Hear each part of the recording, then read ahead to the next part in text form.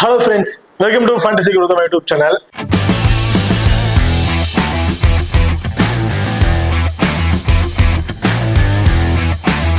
நீங்களும் நம்ம சேனலை சப்ஸ்கிரைப் பண்ணாம இருக்கா சப்ஸ்கிரைப் பண்ணிக்கங்க. அப்படியே பக்கத்துல பெல் ஐகான் பண்ணி ஆன்ல கொடுங்க. நம்ம போடக்கூடிய வீடியோக்கள் எல்லாமே உடனுக்குடன் பாருங்க.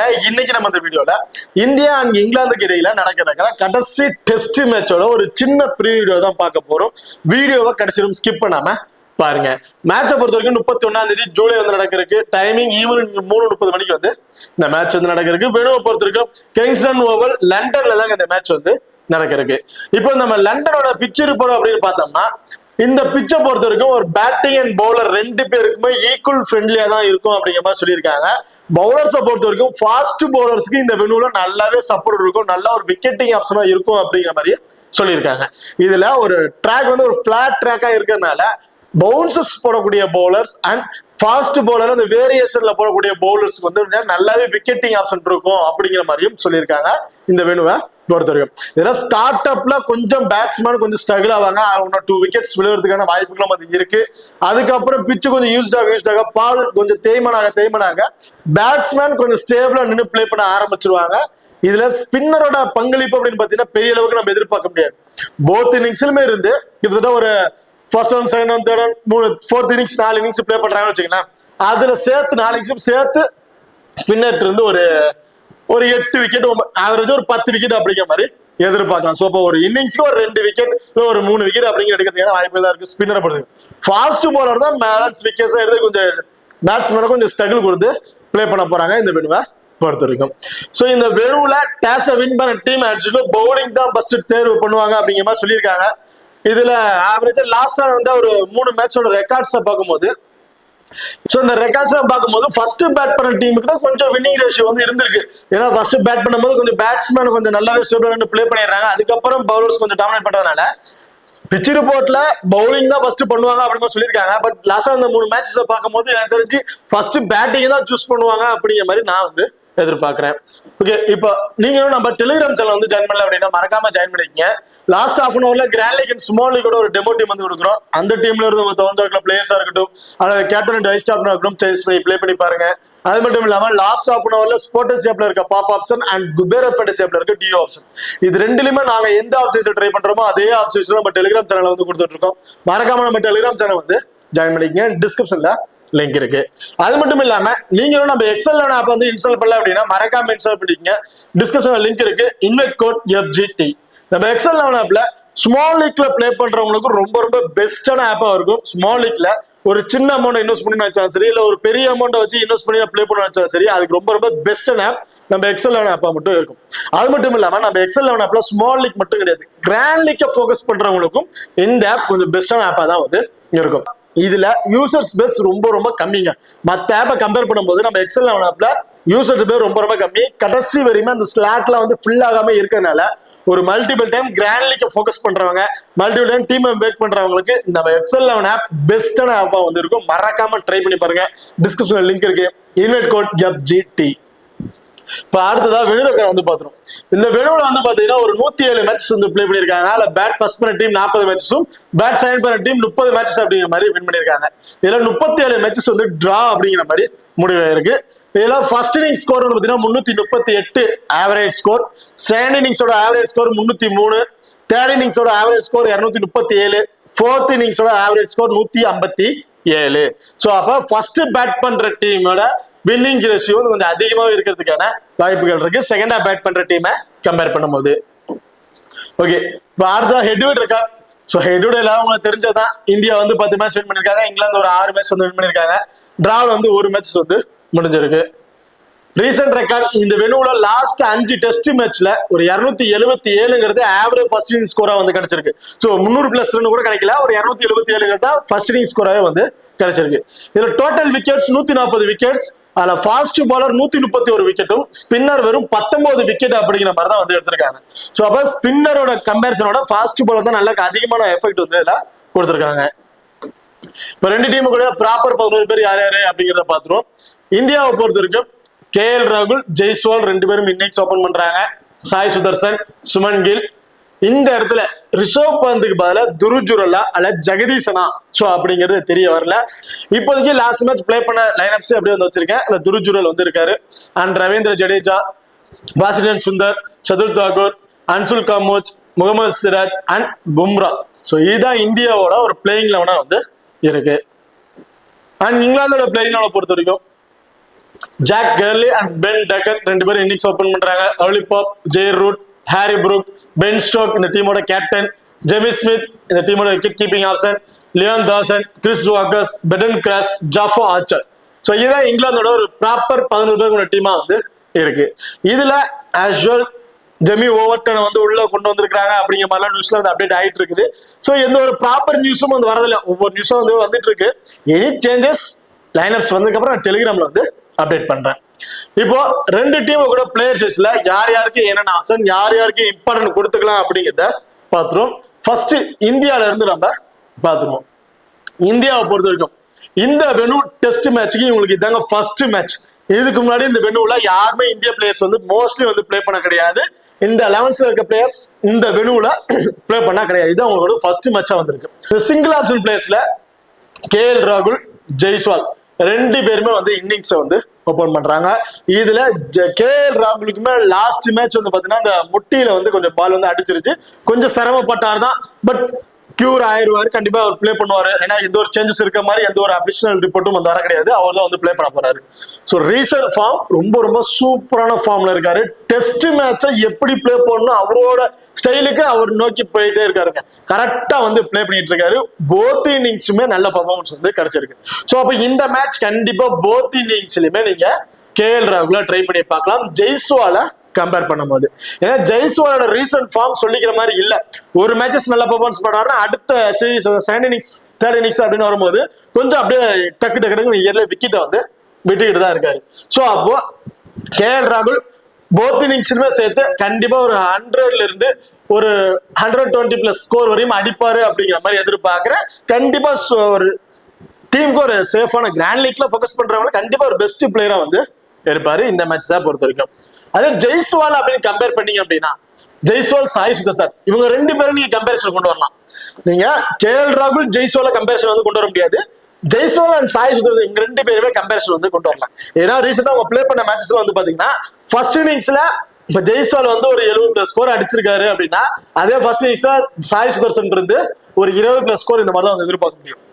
அதே ஜெய்ஸ்வால் செகண்ட் இன்னிங்ஸ்ல ஒரு 20+ ரன்னா, சாய் சுதர்சன் அந்த இடத்துல ஒரு 70+ ரன். சோ இது என்ன ஒரு டிஃபரன்ஸ்க்கு தான் வந்து சொல்லிட்டு இருக்கேன் அப்படியே இந்த அளவுக்கு தான் ஸ்கோர் அடிக்கிறாங்கன்னு சொல்ல வரல. ஏன்னா ஒரு இன்னிங்ஸ் நல்லா பர்ஃபார்மன்ஸ் பண்ணிட்டாங்க அப்படின்னா அடுத்த இன்னிங்ஸ் அப்படியே டவுனா போயிடுறாங்க, இயர்லி விக்கெட் இழந்துடுறாங்க, கொஞ்சம் ஸ்ட்ரகிள் ஆயிடுறாங்க. அது இல்லாம ஆர்ச்சர் அண்ட் ஜெய்ஸ்வாலுக்கு கொஞ்சம் பேட்டில் நிறைய வந்து இருக்கு. இந்த வெனு வேற நல்லாவே பவுன்சஸ் வேற ஆகுது. அப்படிங்கும் போது கண்டிப்பா ஜெய்ஸ்வால், சாய் சுதர்சன் இவங்க 2 பேருமே ஆர்ச்சருக்கு இடையில கொஞ்சம் ஸ்ட்ரகிள் ஆவாங்க அப்படிங்கிற மாதிரி தான் நான் எதிர்பார்க்கிறேன். சோ அதனால 2 பேர்ல இருந்து எனி ஒன் பிளேயர் நீங்க ஃபோக்கஸ் பண்ணிக்க. 2 பேருமே ட்ரை பண்ணா கொஞ்சம் ரிஸ்கான ஆப்ஷன் தான். கிராண்ட் லீக் ரிஸ்கா தான் போறோம். அதுல கொஞ்சம் ரிஸ்கான ஆப்ஷன் தான் வந்து இருக்கும் இந்த 2 பேர் காம்பினேஷன். 2 பேர்ல இருந்து எனி ஒன் பிளேயர் தெரிஞ்சு ஒரு 80ல இருந்து ஒரு 90+ ஃபேண்டசி பாயிண்ட் வரையும் கிடைக்கும் அப்படிங்கிற மாதிரி எதிர்பார்க்கிறேன். சாய் சுதர்சன் அந்த அளவுக்கு எக்ஸ்பீரியன்ஸ் இல்லாத ஒரு பிளேயர் ஜெய்ஸ்வால கம்பேர் பண்ணும்போது. சோ உங்க ஆப்ஷன் 2 பேரும் நீங்க யாராவது ட்ரை பண்ணி பாத்துக்கங்க. சுமன் கில் 100% நான் போத் இன்னிங்ஸுமே ட்ரை பண்ணக்கூடிய ஒரு பிளேயருங்க. ஏன்னா நான் வந்து பார்த்ததுல டெஸ்ட் மேட்சை கரெக்டா பிளே பண்ணி டீமோட பங்களிப்பு. ஸோ இந்த சுச்சுவேஷன்ல இருக்கு, ஒரு ரிஸ்கான டைம்ல இருக்கு, கரெக்டா அதை நோக்கி போகணும்னு ஏனோ தானே ஆடாம அதை நோக்கியே கரெக்டா வந்து பிளே பண்ணிட்டு இருக்காரு. அதிகபட்ச பெரிய ஷாட் எனக்கு தேவையே இல்லை, தவறான பாலை மட்டும் நான் ஷாட் ஆடுறேன், மத்ததெல்லாம் சிங்கிள்ஸ் ரொட்டேட் பண்ணல, கடைசி வரையும் உள்ள நின்று ஆப்போனன்ட்டுக்கு ஒரு பூஸ்ட் அப் கொடுத்து அவங்கள நான் பிளே பண்ண வைக்கிறேன் அப்படிங்கிற மைண்ட்லயே வந்து பிளே பண்ணிட்டு இருக்காரு. 100% ரொம்ப ரொம்ப சேஃபான பிளேயர். உன்னார் கிராண்ட் லீக்கோட கேப்டன்ஷிப்பாவே நீங்க ட்ரை பண்ணி பார்க்கலாம். சுமன் கில்ல பொறுத்த வரைக்கும் கண்டிப்பா இந்த மேட்ச் ஒரு ஒன் சைடு நின்னுட்டாரு அப்படின்னா ஒரு 150ல இருந்து 160+ ஸ்கோர் வரையும் போத் இன்னிங்ஸ்லயும் இருந்து தாராளமா யூட்டர் நம்ம எதிர்பார்க்கலாம். துருஜுரல் டெஸ்ட் மேட்ச் வந்து பிராக்டிஸ் மேட்ச்ல வந்து பாத்தீங்கன்னா இங்கிலாந்து அகைன்ஸ்டா நல்லாவே பர்ஃபார்மன்ஸ் வந்து பண்ணிருக்காரு. ஒரு இன்னிங்ஸ்க்கு ஒரு 50+ ரன் அப்படிங்கிற மாதிரி ஒரு ஒன் சைடா நின்று கொண்டு போயிருக்காரு. சோ போத் இன்னிங்ஸ்லயும் இருந்து ஒரு 70ல இருந்து ஒரு 80+ ஸ்கோர் அப்படிங்கிற மாதிரி கிடைச்சிருக்கு துருஜுரலுக்கு. சோ இந்த டெஸ்ட் தான் இப்பதான் வந்து ஒரு நேச்சுரல் டெஸ்ட் வந்து பிளே பண்ண போறாரு. பிராக்டிஸ் மேட்ச்ல எப்படி வேணா இது பண்ணாலும் பிரச்சனை இல்லை. பட் இந்த மேட்ச் ரொம்ப முக்கியமான மேட்ச் அப்படிங்கிறதுனால எனக்கு தெரிஞ்சு பேட்டிங்ல இருந்து போத் இன்னிங்ஸ்ல இருந்து ஒரு 60+ ஸ்கோர் இந்த மாதிரி கிடைக்கும் அப்படிங்கிற மாதிரி எதிர்பார்க்கிறேன் துருஜுரல் கிட்ட. அண்ட் விக்கெட் கீப்பிங் பண்றாரு. ஸோ 100% விக்கெட் கீப்பிங் டாப் ஆட வரக்கூடிய பிளேயர், ரொம்ப ரொம்ப சேஃபான பிளேயரா வந்திருப்பாரு. அந்த run out stumped catches மூலியமாவே both இன்னிங்ஸ்லும் சேர்த்து ஒரு 50+ ஃபேண்டசி பாயிண்ட் அப்படிங்கிறது கிடைச்சிடும். ஸோ அப்ப கண்டிப்பா ஒரு 100ல இருந்து ஒரு 110+ ஃபேண்டசி பாயிண்ட்ங்கிறது துருஜுரலுக்கு கிடைக்கிறதுக்கான வாய்ப்புகள் இருக்கு. துருஜுரல் அல்லது ஜெகதீசன் 2 பேர்ல யார் வந்தாலும் கண்டிப்பா ட்ரை பண்ணி பாருங்க. 2 பேர்த்தோட ஆப்ஷன் சேம் தான். கண்டிப்பா யார் எப்படி வேணாலும் பர்ஃபார்மன்ஸ் பண்றாங்க வாய்ப்பு இருக்கு. இவங்களை தவிர்த்துட்டு போனீங்கன்னா கிராண்ட் லீக்ல ரிஸ்கா ட்ரை பண்றது வேணா அப்படி ட்ரை பண்ணிக்கங்க. கண்டிப்பா இவங்களை தவிர்த்தீங்கன்னா ரொம்ப ரொம்ப ரிஸ்கான ஆப்ஷனா போயிடும். அண்ட் ரவீந்திர ஜடேஜா பவுலிங்ல 1 விக்கெட் 2 விக்கெட் அப்படிங்கிற மாதிரி எடுத்துடுறாரு. ஸோ லாஸ்ட் மேட்ச்ல அந்த பேரும் நல்லாவே சப்போர்ட்டிங்கா இருந்துச்சு, நல்லா விக்கெட்ஸ் வந்து எடுத்திருந்தாரு. ஸோ இப்பயும் சொல்றேன், ஃபர்ஸ்ட் போல் பண்றாருன்னா அவர்கிட்ட இருந்து நம்ம தெரிஞ்சு 1 விக்கெட் அப்படிங்கிற மாதிரி எடுத்துக்கலாம். 1 விக்கெட் அப்படிங்கிற மாதிரி நம்ம வேணா எதிர்பார்க்கலாம். அதிகமா விக்கெட் வந்து கிடைக்காது ஃபர்ஸ்ட் இன்னிங்ஸ்ல. அண்ட் தேர்ட் இன்னிங்ஸ்ல அகேன்ஸ்ட் வந்து போல் பண்றாரு அப்படிங்கிற பட்சத்துல அதுல ஒரு 2 விக்கெட் கிட்டத்தட்ட போத் இன்னிங்ஸும் சேர்த்து ஒரு 3 விக்கெட் அப்படிங்கிறது ஜடேஜா இருந்து இந்த மேட்ச் வந்து எதிர்பார்க்கலாம். அட்லீஸ்ட் ஒரு 2 விக்கெட் 40+ ஃபேண்டசி பாயிண்ட் வந்து அவருக்கு வந்து கிடைச்சிருது. அண்ட் பேட்டிங்ல ரொம்ப ரொம்ப ரொம்ப சூப்பரான நாக் வந்து பிளே பண்ணிட்டு இருக்காருங்க ஜடேஜா. வேற லெவல் பர்ஃபார்மன்ஸ் தான் சொல்லணும். ஏன்னா டாப் ஆர்டர்ல எல்லாருமே டக்குன்னு விக்கெட் வந்துட்டாங்க. சாய் சுதர்ஷனா இருக்கட்டும், ஜெய்ஸ்வாலா இருக்கட்டும், கேஎல் ராகுல், சுமன் கில் ஒரு சார் இருந்தாங்க, அவங்களும் விக்கெட்டை வந்து இழந்துட்டாங்க. அதுக்கப்புறம் ரிஷப் வந்து கிடையாது, துருஜுரல் பெருசா பர்ஃபார்மன்ஸ் இல்ல, ரவீந்திர ஜடேஜாவும் வாஷ்னர் சுந்தர் மேட்சை வந்து நம்ம வின் பண்ணல. சோ அதை டிராவிலாச்சும் கொண்டு போய் விடுவோம் அப்படின்னு சொல்லி கடைசி வரை நின்று போராடிக்கிட்டே இருந்து மேட்ச் டிரா லெவலுக்கு வந்து கொண்டு வந்து விட்டு இருந்தாங்க. சோ அந்த அளவுக்கு ஹேட்ஸ் ஆஃப் தான் சொல்லணும், அந்த அளவுக்கு சூப்பரா பர்ஃபார்மன்ஸ் வந்து இருந்துச்சு. சோ இந்த மேட்சோட பங்களிப்பு எப்படி இருக்கும் அப்படின்னு பாத்தீங்கன்னா, கண்டிப்பா ரவீந்திர ஜடேஜா வந்து போத் இன்னிங்ஸ்ல இருந்து ஒரு 70+ ஸ்கோர் அப்படிங்கிறத எதிர்பார்க்கலாம். ஒரு ஒன் சைடா ஸ்டேபிளா நின்று ஸ்கோர்ஸ் வந்து கொண்டு போயிருவாரு. கண்டிப்பா ட்ரீம் டீம்ல வர ஒரு பெஸ்ட் பிளேயரா வந்திருப்பாரு. கிராண்ட் லீக்ல கேப்டன் வைஸ் கேப்டன் அளவுக்கு கண்டிப்பா சூட்டபிள் பிளேயரா வந்து இருப்பாரு. அடுத்ததா வாஷிங்டன் சுந்தர், ஒரு ஆஃப் பிரேக் பவுலர். சோ இவருக்கு எந்த அளவுக்கு விக்கெட்டிங் இருக்குன்னு பாத்தீங்கன்னா போத் இன்னிங்ஸும் சேர்த்து 1 விக்கெட், அன்எக்ஸ்பெக்டடான 2 விக்கெட் அப்படிங்கிற எதிர்பார்க்கலாம். சோ இவர்கிட்ட வந்து பவுலிங்ல இருந்து பெரிய அளவுக்கு விக்கெட்ஸ் நம்ம எதிர்பார்க்க முடியாது. பட் பேட்டிங்ல நல்ல ஒரு ஃபார்ம்ல இருக்கக்கூடிய பிளேயர் தான். ரீசன்ட் ஃபார்ம் ரொம்ப சூப்பரா தான் இருக்கு.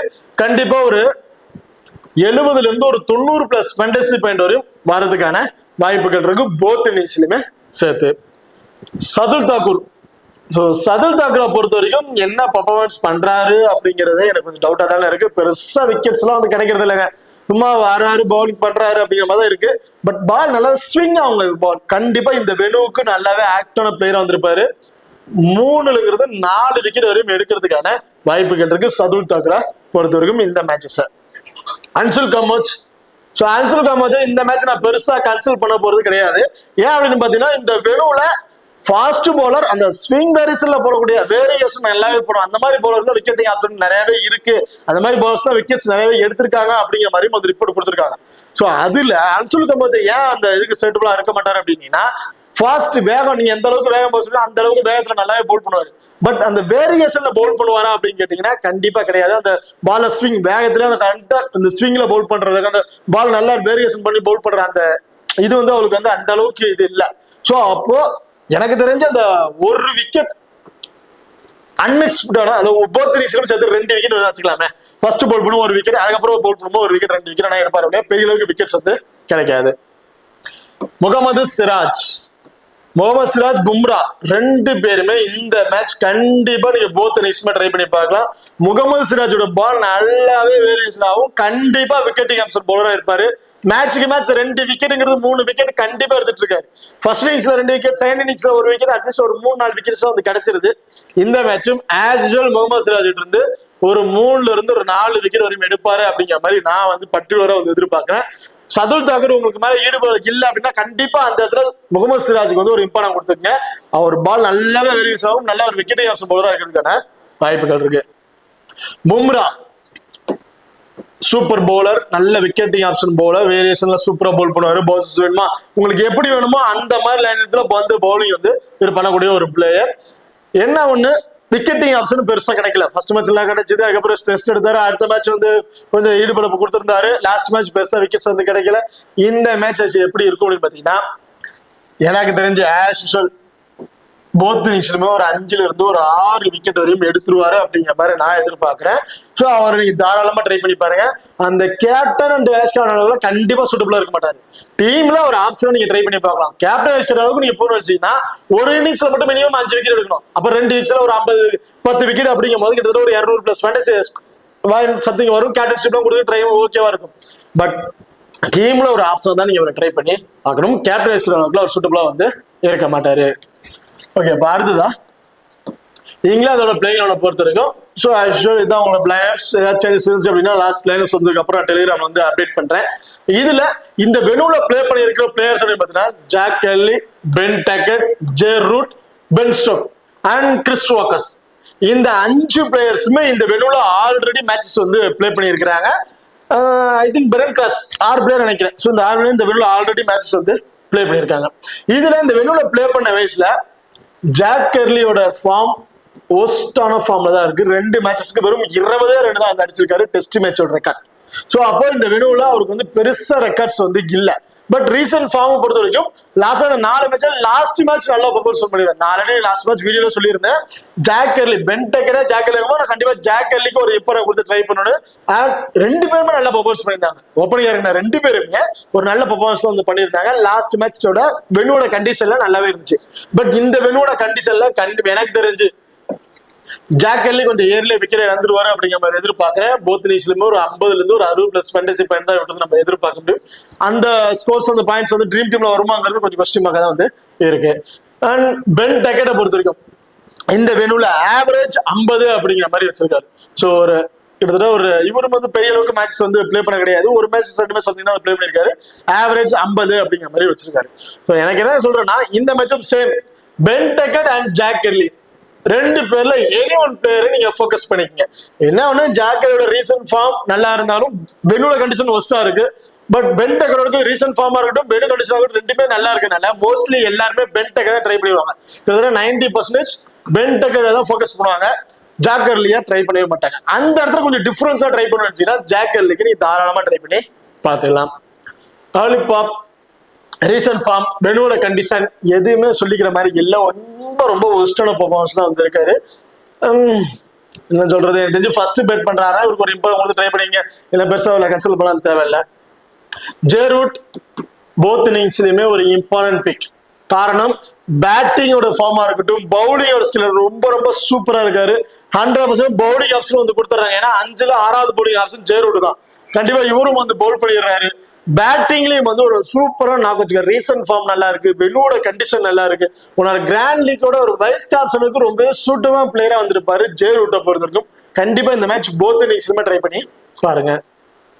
ஹாரி ப்ரூக் ஓடிஏ பிளேயர்னு சொல்லலாம். ஓடிஏல வேற லெவல்ல பெர்ஃபார்மன்ஸ் பண்ணிட்டு இருக்காரு. டெஸ்ட்லயும் ஸ்டார்ட் அப் மேட்சஸ் வேற லெவல் பெர்ஃபார்மன்ஸ். ஒன் சைடா மேட்சஸ் கொண்டு போயிட்டு இருந்தாரு. பட் அடுத்தடுத்த மேட்சஸ் எல்லாம் வந்து பாத்தீங்கன்னா பெருசா ஸ்கோர்ஸ் வந்து அவருக்கு கிடைக்கல. கொஞ்சம் விக்கெட்ஸ் எல்லாம் டக்கு போயிருச்சு. இந்த மேட்ச் எப்படி இருக்குன்னு பாத்தீங்கன்னா கரெக்டா அந்த மிடில் ஆர்டருக்கு அப்புறம் பேட்ஸ்மேன் கொஞ்சம் ஸ்டேபிளா நின்று பிளே பண்ணுவாங்க அப்படிங்கிற மாதிரி தான் ரிப்போர்ட்ஸ் வந்து கிடைச்சிருக்கு. ஸ்கோர்ஸ் அந்த மாதிரி தான் வந்து போயிருக்கும் அப்படின்னு சொல்லியிருக்காங்க. எனக்கு தெரிஞ்சு இந்த 3ல இருந்து வேர்ல்ட் கப்னு பெருசா கன்சல்ட் பண்ணல. இந்த 2ல இருந்து 11 பேரை ட்ரை பண்றீங்க. Joe Root single option players, இன்னொரு பிளேயர் ஹாரி ப்ரூக்கை ட்ரை பண்ண தாராளமா ட்ரை பண்ணி பாருங்க.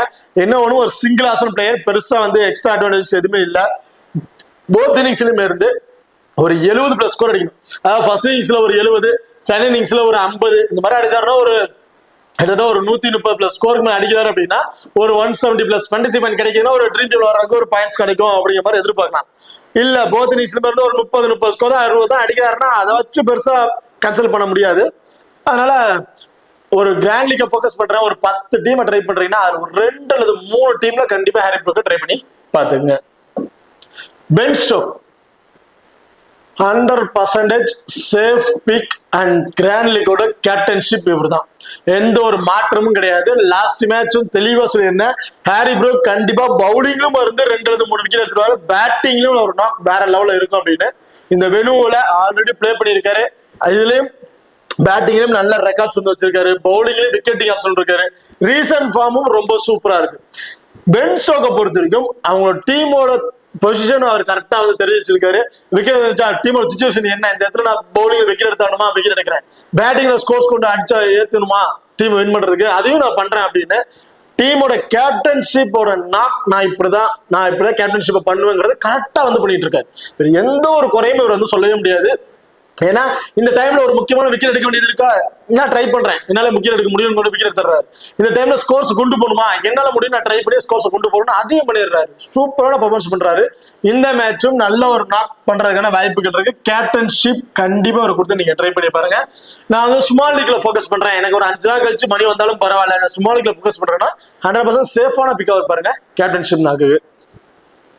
அண்ட் ஜெமி ஸ்மித்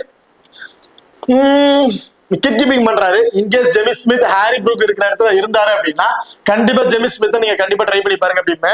மற்ற பட்சத்துல எனக்கு தெரிஞ்சு ஜெமி ஸ்மித்தை நீங்க கன்சல்ட் பண்ண தேவையில்லை அப்படின்னு தான் சொல்லுவேன். இல்ல நான் ரிஸ்கா தானே போறேன், நான் வேணா ட்ரை பண்ணி பாக்குறேன் அப்படின்னு நினைச்சீங்க அப்படின்னா ஃபர்ஸ்ட் பேட்னா ட்ரை பண்ணிக்க, செகண்ட் பேட்னா ஜெமி ஸ்மித் நீங்க ட்ரை பண்ண தேவையில்லை.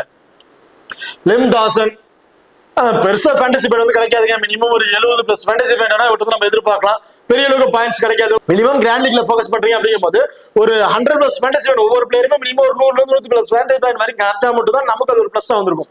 ஒரு 60-70+ ஃபேண்டசி பாயிண்ட் பெரிய இம்பாக்ட் வந்து கொடுக்க போறது கிடையாது. ஸோ லிம் டாசன்றது அந்த தான் நம்ம எதிர்பார்க்க முடியும். கிறிஸ் வாக்கர் இந்த வெனுல நல்ல ஒரு விக்கெட் ஆப்ஷன் பவுலர். எனக்கு தெரிஞ்சு ஒரு 4 விக்கெட் வரையும் எடுப்பாரு அப்படிங்கிற மாதிரி எதிர்பார்க்கிறேன். ஸோ 4 விக்கெட் எடுக்கிறாரு அப்படின்னா ஒரு 80+ ஃபேண்டசி பாயிண்ட் அப்படிங்கிறது இவருக்கு வந்து பவுலிங்ல வந்து கிடைச்சிருது. கண்டிப்பா இவர் வரையும் பேட்டிங் ஆர்டர் வந்துருவாங்க. ஒரு பேட்டிங் ஏன்னா ரெக்கார்ட்ஸ் வந்து காமிச்சிருக்கேன். 10 விக்கெட்ஸுமே போத் இன்னிங்ஸ்ல 10 விக்கெட்ஸ், ஃபர்ஸ்ட் இன்னிங்ஸ்ல 10 விக்கெட், செகண்ட் இன்னிங்ஸ்ல, தேர்ட் இன்னிங்ஸ், ஃபோர்த் இன்னிங்ஸ் எல்லாத்தையும் 10 விக்கெட் வரையும் ஆண்டிருக்காங்க. ஸோ அப்ப கண்டிப்பா ஒரு பேட்டிங் ஆர்டர் வந்துருவாரு. பேட்டிங் வந்து ஒரு 30+ ஸ்கோர் அடிக்கிறாருன்னா ஒரு 50+ ஃபேண்டசி பாயிண்ட் வந்து கண்டிப்பா ஒரு 120+ ஃபேண்டசி பாயிண்ட் வரையும் கிடைக்கிறதுக்கான வாய்ப்புகள் இருக்கு கிறிஸ் வாக்கர்ஸை பொறுத்த வரைக்கும். பெடன் கிராஸ் வேற லெவல் பர்ஃபார்மன்ஸ் பண்ணக்கூடிய ஒரு பிளேயர் தான். பேட்டிங்லயும் நான் இதெல்லாம் பாக்குறது இல்ல, நான் அடிச்சுதான் ஆட போறேன். டெஸ்ட் மேட்சா இருந்தா எந்த மேட்சா இருந்தா எனக்கு என்ன, நான் அடிச்சாடுறாரு. பவுலிங்லயும் விக்கெட்ஸ் எடுக்கிறாரு. எனக்கு தெரிஞ்சு இந்த மேட்ச் பெடன் கிராஸ் நல்ல வேரியேஷன்ல பவுல் பண்ணக்கூடிய ஒரு பவுலர். லோ பர்சன்டேஜ் இருக்கக்கூடிய ஒரு பவுலர்ஸ்க்கு ஒரு இம்பார்ட்டன் கொடுக்கணும்னு நினைச்சீங்கன்னா பெடன் கிராஸ்க்கு நீ ஒரு இம்பார்ட்டன் கொடுத்து ட்ரை பண்ணி பார்க்கலாம். ஆக்சுவல் ஃபர்ஸ்ட் பவுல் பண்ணாலும் சரி, செகண்ட் பவுல் பண்ணாலும் சரி, டிஃபரன்ஸ் பிக்கா வந்து இருக்கிறதுக்கான வாய்ப்புகள் இருக்கு. ஜாஃபோ ஆர்ச்சர் பவுன்சர் கிங்னே சொல்லுவாங்க. நல்ல பவுன்சர்ஸ் போடுவாங்க. அந்த வெனுவும் நல்ல பவுன்சர்ஸ்க்கு ஆப்டா இருக்கும். அதை விட இவர் நல்லாவே பவுன்ஸும் வந்து போடுவாரு, வேரியேஷன் போடுவாரு, எப்படி வேணாலும் பந்த போடுவார். ஸோ அப்ப கண்டிப்பா எனக்கு தெரிஞ்சு ஜாஃபோட ஃபேண்டசி வேல்யூ இன்க்ரீஸ் ஆகிறதுக்கான வாய்ப்புகள் இருக்கு. லாஸ்ட் மேட்ச் மாதிரி இருக்கிறதுக்கான வாய்ப்பு கிடையாது. கண்டிப்பா இந்த மேட்ச் அவரோட ஃபேண்டசி வேல்யூ நல்லாவே இன்க்ரீஸ் ஆகும். கிராண்ட் லீக்கு கண்டிப்பா ஒரு கேப்டன்ஷிப்க்கு பெஸ்ட் பிளேயரா வந்து இருப்பாரு இந்த மேட்சஸை பொறுத்த வரைக்கும், ஜாஃபர் ஆர்ச்சரை பொறுத்த வரைக்கும். ஓகே, இப்போ இந்த டீம்ல யார் யாருக்கு அதிகமா இம்பார்ட்டன்ட் கொடுக்கணும் அப்படின்னு பாத்தீங்கன்னா Ben Stokes 1, Jofra Archer 2, Joe Root 3, Chris Woakes 4. இந்த 4 பிளேயர்ஸ் நீங்க ட்ரை பண்ணி பார்க்கலாம். பென் டக்கர், ஜாக் அலி 2 பேர்ல இருந்து எனி ஒன் பிளேயர் 5வது பிளேயர் ஆப்ஷனுக்கு நீங்க ட்ரை பண்ணி பாருங்க. அண்ட் பிளேயர் ஆப்ஷனுக்கு ட்ரை பண்ணி பார்க்கலாம். இந்த டீம்ல ஒரு 6 பிளேயர் இந்த பிளேயர்ஸ் நீங்க ட்ரை பண்ணி பார்த்துக்கலாம். அதே இந்தியால ஒரு 5 பிளேயர் அப்படின்னு பார்க்கும்போது ரவீந்திர ஜடேஜா 1, துருஜுரல் 2, சுமன் கில் 3, கேஎல் ராகுல் 4, முகமது சிராஜ் 5, பும்ரா 6. இந்த 6 பிளேயரும் ரொம்ப பெஸ்ட் பிளேயரா வந்து இருப்பாங்க. இதுல சாய் சுதர்சன் அண்ட் ஜெய்ஸ்வால் 2 பேர்ல any one player. And Shardul Thakur, Washington Sundar 2 பேர்ல இருந்து எனி ஒன் பிளேயர். இந்த பிளேயர்ஸை கணக்கில் வச்சுங்க. வாஷிங்டன் சுந்தர் அப்படின்னா சிராஜுக்கு பதில் வாஷிங்டன் சுந்தர் கூட நீங்க ட்ரை பண்ணி பார்க்கலாம். இல்ல ரவீந்திர ஜடேஜாக்கு பதில் வாஷிங்டன் சுந்தர், ஏன்னா 2 பேருமே ஸ்பின்னர் அப்படிங்கும் போது பேட்டிங்ல வந்து காலிட்டு போடுவாங்க. இவங்க 2 பேருக்கு பதில, அதாவது உங்களுக்கு ரவீந்திர ஜடேஜா தேவையில்லை அப்படின்னு நினைச்சீங்கன்னா அந்த இடத்துல வாஷிங்டன் சுந்தர் வந்து ட்ரை பண்ணி பார்க்கலாம். சிராஜ் தேவையில்லைன்னு நினைச்சீங்கன்னா அந்த இடத்துல சதுல் தாக்கூர் வந்து நீங்க ட்ரை பண்ணி பார்க்கலாம். கேஎல் ராகுல் தேவையில்லைன்னு நினைச்சீங்கன்னா ஜெய்ஸ்வால் அல்லது சாய் சுதர்சன், இவங்க 2 பேர்ல என்ன பேரை நீங்க கொடுத்து ட்ரை பண்ணி பார்க்கலாம். இந்த டீமுக்கு கிராண்ட் லீக்ல நீங்க ஃபோக்கஸ் பண்றீங்க அப்படிங்கும் போது சுமன் கில் ஒரு கேப்டன் ஐஸ்காலுக்கு பெஸ்டான பிளேயரா வந்திருப்பாரு. கேஎல் ராகுலுக்கு ஒன்ஸ் கொடுத்து ட்ரை பண்ணி பார்க்கலாம். அடுத்ததா இங்கிலாந்துல Ben Stokes, Joe Root, Jofra Archer, Chris walkers, இந்த 4 பிளேயருக்குமே கிராண்ட் லீக்கை ஃபோக்கஸ் பண்ணும்போது கேப்டன் ஐஸ்காலுக்கு கொடுத்து நீங்க ட்ரை பண்ணி பார்க்கலாம். ஓகே, இப்போ இந்த வீடியோ வந்து உங்களுக்கு பிடிச்சிருக்கும் நம்புறேன். இந்த வீடியோ பிடிச்சிருச்சு அப்படின்னா மறக்காம லைக் பண்ணுங்க அண்ட் ஷேர் பண்ணுங்க, சப்ஸ்கிரைப் பண்ணுங்க. இந்த வீடியோ பத்தி கருத்துக்கள் இருந்துச்சு அப்படின்னா மறக்காம கமெண்ட் பண்ணுங்க. தேங்க்யூ.